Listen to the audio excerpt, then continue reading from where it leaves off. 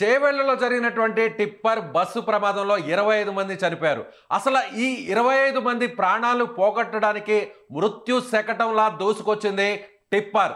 25 టన్నులతో అత్యధిక టన్నులతో వెళ్తున్నటువంటి కంకర లోడుతో వెళ్తున్నటువంటి టిప్పర్ నేరుగా బస్సును వేగంగా ఢీకొట్టడంతో బస్సు ప్రమాదంలో అప్పటికే గాయాలు పాలైనటువంటి వారందరి మీద కూడా ఒక్కసారిగా కంకర పడడంతో ఈ ప్రమాద తీవ్రత పెరిగింది, మృతుల సంఖ్య కూడా పెరిగింది.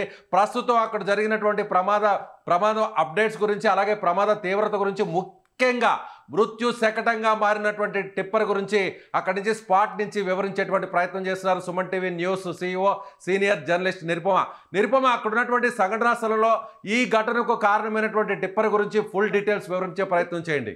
ఇదిగోండి, ఏదైతే టిప్పర్ ఉందో అదే ఈ టిప్పర్. ఇది ఒకసారి చూడండి, 06T3879 అత్యంత ఘోరంగా జరిగినటువంటి ప్రమాదానికి కారణమైన ఆ టిప్పర్ ఇదే. చూడండి, మొత్తం ఈ పార్ట్ అంతా పోయింది తప్పించి పైన అంతా కూడా ఎక్కడ పోయినటువంటి పరిస్థితి లేదు, కనిపించట్లేదు. మనకు మామూలుగానే ఉంది. టిప్పర్ పైన పార్ట్ వరకు ఏమీ కాలే, ఇక్కడ కిందనే ఎక్కువగా ప్రాబ్లం అయింది. మొత్తం అంతా పోయింది కూడా కిందనే పోయింది అంతా. ఒక్కసారి చూడొచ్చు, మీరు చూడండి, స్పష్టంగా కనిపిస్తోంది. అయితే దీంట్లో ఉన్నటువంటి కంకర ఏదైతే 25 టన్నుల వరకు కంకర ఉందని చెప్తున్నారు, దొడ్డు కంకర, ఆ కంకరే బస్సులో పడిపోయింది. అదే మేజర్ గా రీజన్ అయింది. జస్ట్ ఒక ఏదో అటు నుంచి వస్తున్నటువంటి 2 వీలర్ ని తప్పించబోయినటువంటి టిప్పరు అత్యంత స్పీడ్ తో ఉంది, చాలా వేగంతో ఉంది. 2 వీలర్ తప్పించబోయి బస్ కి డాష్ ఇచ్చిందని తెలుస్తా ఉంది. సో ఇదిగో చూడండి ఎంత దారుణంగా అయిపోయిందో. ఇదే ఆ టిప్పరు మనకి లైవ్ లో మీరు కనిపిస్తుంది, చూడొచ్చు, ఒక్కసారి చూడండి ఎంత ఘోరంగా ఉందో. మొత్తం పార్ట్ ఈ సైడ్ అంతా కూడా పోయినటువంటి పరిస్థితి. ఈ ఫ్రంట్ పార్ట్ కూడా ఏం లేదు, మొత్తం పోయింది. ఫ్రంట్ పార్ట్ అంతా కూడా ఏం లేదు, మొత్తం పోయింది అసలు. ఒక్కసారి ఇటువైపు ఇక్కడ డ్రైవర్ సీట్, ఇది డ్రైవర్ కూడా చనిపోయాడు. డ్రైవర్ సీట్ చూడండి, అసలు ఏం లేదు, మొత్తం ఇలా క్రష్ అయిపోయింది. ఇది కూడా క్రష్ అయిపోయింది. ఇందాక మనం బస్సును చూసాము, సేమ్ టైపు ఇది కూడా క్రష్ అయిపోయినటువంటి పరిస్థితి. వేగం కూడా చాలా ప్రధాన కారణం అని చెప్పి తెలుస్తా ఉంది. ఇంత గట్టిగా వచ్చి తగిలినప్పుడు ఎందుకు ఉంటుంది, బస్ అయినా ఉండదు, ఏదైనా ఉండదు, అంత ఘోరంగా తగిలింది. ఇది ఒకసారి చూడండి, ఎంత దారుణమైనటువంటి ఇన్సిడెంట్ అండి. ఈ మధ్యకాలంలో ఎక్కడ చూడలేదు. ఒక వన్ ఇయర్ కూడా కాలేదు మేడం. ఈ రూట్ లో మన ఆలూరు గేట్ అనేది అక్కడ కూరగాయలు అమ్ముతున్న రైతులు, వాళ్ళ మీదకి లారీ లేదు ఇంతకు ముందే. టిప్పరేనా అది కూడా? లారీ సిమెంట్ లారీ ట్యాంకర్ అది. అయితే 1 ఇయర్ కూడా కాలేదు ఈ రూట్ లా. వేరే మన మనుషులు హాలీలు ధర్నా చేస్తే అక్కడి మన ఎమ్మెల్యే సాబ్ వచ్చి 1 ఇయర్ లో స్టార్ట్ అవుతుంది, 6 నెలల్లో స్టార్ట్ అవుతుంది, చెట్లు పోతాయి అనేది అని అన్నాడు మేడం. ఇంకా కాలేదు, ఇంకా కూడా అయితలేదు అది. ఈ రోడ్ చెట్ల దిక్కెళ్ళే రోడ్ అయితలేదు అంటారు వేరే రాష్ట్రం వాళ్ళు. మన రాష్ట్రం మీద చెట్లది కేసు చేసుడు కరెక్ట్ కాదు. మన ప్రభుత్వం ఏదనుకున్నా చెట్లు గాని ఏది గాని అన్ని తీసేసి తలుచుకుంటే రోడ్ అవుతుంది. మేము చేయాలని అనుకుంటున్నాం. మంత్రులు ఉన్నారు ఇక్కడ, ఎమ్మెల్యేలు ఉన్నారు, చేయాలని అనుకుంటున్నాం. రైట్, ఇది యాక్చువల్లీ అక్కడ బస్ దగ్గరే ఉంది ముందైతే. తర్వాత బాడీస్ తీసేటప్పుడు ఇబ్బంది అవుతుందని చెప్పేసి తీసుకొచ్చి జేసీబీలతో పక్కన పెట్టారు, లేకపోతే అక్కడే ఉంది ఇది కూడా ఇంతకు ముందు. చూడండి అసలు పార్ట్ ఏ పార్ట్ కూడా పనిచేయదు, అసలు ఏ పార్ట్ లేకుండా ఎట్లా అయిపోయింది. ఒక్కసారి ఇటు సైడ్ లోపలికి చూస్తే అర్థం అవుతుంది మీకు ఎంత ఘోరమైనటువంటి యాక్సిడెంట్ ఇది అనేది. ఇంతకంటే చెప్పాల్సిన అవసరం లేదు, చూస్తేనే అర్థమైపోతుంది. ఇంతమంది, దాదాపు 25 మంది చనిపోయారు. 25 మంది చనిపోవటానికి కారణమైనటువంటి మృత్యు శకటం ఇదే. ఇంకొకటి తెలుసా, ఇక్కడ విచిత్రం ఏంటంటే జనరల్ గా 9 నెంబర్ అంటే చాలా బాగా ఫీల్ అవుతాం అందరం. 9 అంటే చాలా సెంటిమెంట్ గా, ఎస్ లక్కీ నెంబర్ అనుకుంటాము. ఆ 9 నెంబర్ కోసం కోట్లాది రూపాయలు, లక్షలాది రూపాయలు ఖర్చు పెడుతుంటాం ఆర్టీ ఆఫీస్ లో. బట్ వీళ్ళకి అనుకోకుండానే 9 నెంబర్ వచ్చింది. 3879 చూడండి, సేమ్ బస్ నెంబర్ కూడా 9 టోటల్. అది 9 ఇది 9 టోటల్ నెంబర్. అది 9 అయింది, ఇది కూడా 9, రెండు గుద్దుకున్నాయి. మరి ఇప్పుడు 9 కి లక్కీయా అన్లక్కీయా ఏమనుకోవాలి? సో సెంటిమెంట్స్ కాదు కావాల్సింది, నడిపేటప్పుడు నైపుణ్యం కావాలి, సేమ్ టైం కొంచెం ఆలోచన ఉండాలి, ఉండాలి, అన్నింటికి మించి జాగ్రత్తగా ఉండాలి. ఇవన్నీ ఉన్నప్పుడే ఏ ప్రమాదాలు జరగకుండా ఉంటాయి. అంతేగాని నంబర్లతోటి లేకపోతే ఇంకా సెంటిమెంట్స్ తోటి ఏమి కావు. అలా అయితే 2 నెంబర్లు 9 తోటి మెటల్ తో తయారు చేసినటువంటి టిప్పర్ గా తెలుస్తుంది. మినీ టిప్పర్ కాదు, నార్మల్ టిప్పర్ కాదు, అది 10 టైర్ టిప్పర్. మెటీరియల్ కూడా చాలా స్ట్రాంగ్ గా ఉంటుంది. టిప్పర్ కంటే కూడా బస్సు లైట్ వెయిట్ తో అక్కడ బస్సు బిల్డ్ చేసి ఉంటారు కాబట్టి, సో బస్సులో ఉన్నటువంటి ఆ మెటీరియల్ అంతా కూడా ప్రయాణికులకి ఇంజూర్ అవడానికి, ప్రాణాలు పోవడానికి కారణమైంది. కానీ టిప్పర్ మాత్రం ముందు భాగం మాత్రమే స్వల్పంగా దెబ్బతినింది. వెనకున్నటువంటి ట్రక్ కి ఏ మాత్రం కూడా ఒక చిన్న ఏమీ కాలేదు. ఇది 12 టైరా అండి బండి? 12 టైరా? ఓకే, ఇది గట్టిగా తాకటం వల్లే కదా జరిగింది.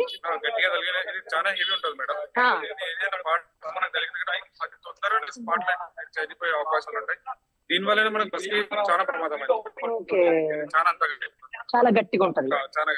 ఏ టూ వీలర్ ఏమైనా తప్పించబోయిందండి వెహికల్? ఏమో మేడం, అది ఆడ చిన్న గుంతున్నది కదా, గుంత ఉంది. అక్కడ ఏమైందంటే ఓవర్ బ్యాలెన్స్ అవుతుంది మేడం. ఒక టిప్పర్ కానీ ఒక ట్రక్ కానీ బస్సు కానీ ఎదురెదురుగా ఢీకొట్టడం చూసాం. కానీ ఆ ట్రక్కులో టిప్పర్లో ఉన్నటువంటి కంకర, టన్నుల కంకర అంతా కూడా బస్సులో పడిపోవడం వల్ల బస్సులో ప్రయాణిస్తున్నటువంటి ప్రయాణికులు ఇంత పెద్ద సంఖ్యలో చనిపోవడం అనేది నాకు తెలిసి బహుశా దేశంలోనే ప్రథమం అనుకోవచ్చు. మీరేమంటారు నిరుపమ?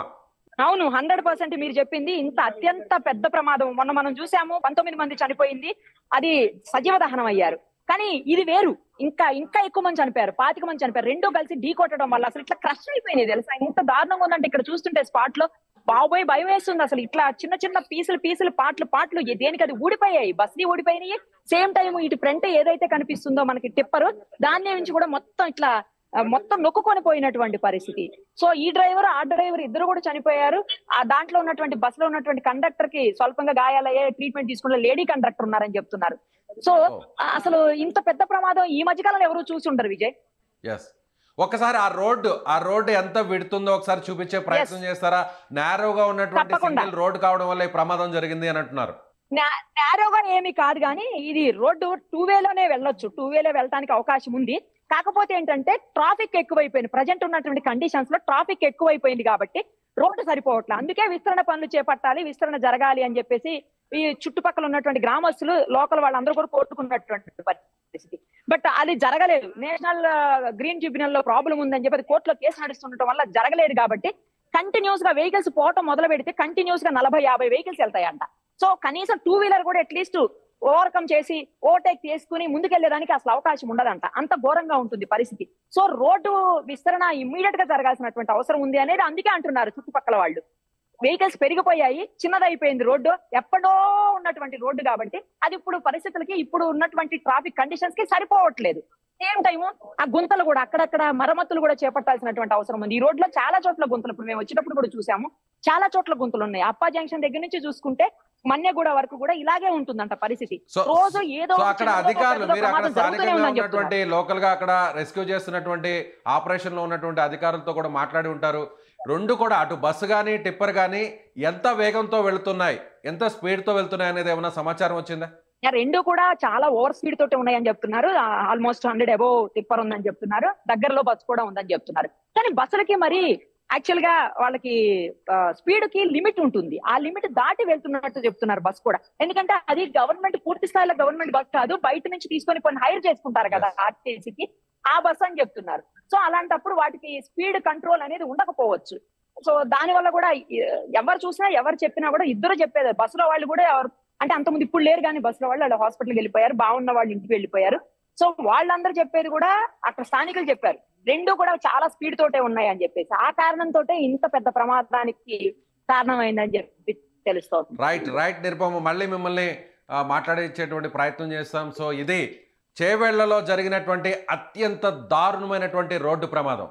బహుశా దేశ చరిత్రలోనే ఈ విధంగా ప్రమాదం జరిగిన తర్వాత సో ఈ విధంగా ఒక ట్రక్కులో ఉన్నటువంటి కంకర మొత్తం కూడా 25 టన్నుల కంకర, లావు అంటే దొడ్డు కంకర అని పిలుస్తారు. ఈ కంకర అంతా కూడా ప్రయాణికుల మీద పడిపోవడంతో ఊపిరి ఆడక బస్సులో ఉన్నటువంటి చాలామంది మహిళలు కావచ్చు, చిన్న చిన్న నెలల పసికందు కూడా చనిపోయినటువంటి పరిస్థితి అక్కడ ఉన్నట్టుగా మనకి మా సిఇఓ నిరుపమ అందిస్తున్నారు. సో ఇక్కడ ముఖ్యంగా ప్రమాదం ఈ స్థాయిలో ఇంత తీవ్రత పెరగడానికి, మృతుల సంఖ్య 25 వరకు చేరుకోవడానికి వేగం ఒక కారణమైతే, అలాగే అక్కడ వేగంగా వస్తున్నటువంటి టిప్పర్ ఎదురుగా ఉన్నటువంటి బస్సును ఢీకొట్టడం, అలాగే అక్కడ రోడ్డు విస్తరణ పనులు కూడా జరగకపోవడం, గతంలో అనేక పర్యాయాలు అక్కడ ఫిర్యాదు చేసినా కూడా, అక్కడ రోడ్డు వేయాలనేటువంటి ప్రయత్నం ప్రభుత్వం చేసినా కూడా, అధికారులు చేసినా కూడా స్థానికంగా కొంతమంది ఫిర్యాదులు చేయడంతో గ్రీన్ ట్రిబ్యునల్లో ఈ కేసు పెండింగ్లోనే ఉండిపోవడంతో సో ఈ ప్రమాదం జరిగినట్టుగా తెలుస్తుంది. ముఖ్యంగా అక్కడ డ్రైవర్ల నిర్లక్ష్యం కూడా దీనికి కారణంగా తెలుస్తుంది. మరింత సమాచారాన్ని తెలుసుకునేందుకు మళ్ళీ కూడా తెలుసుకునేటువంటి ప్రయత్నం అయితే చేద్దాం.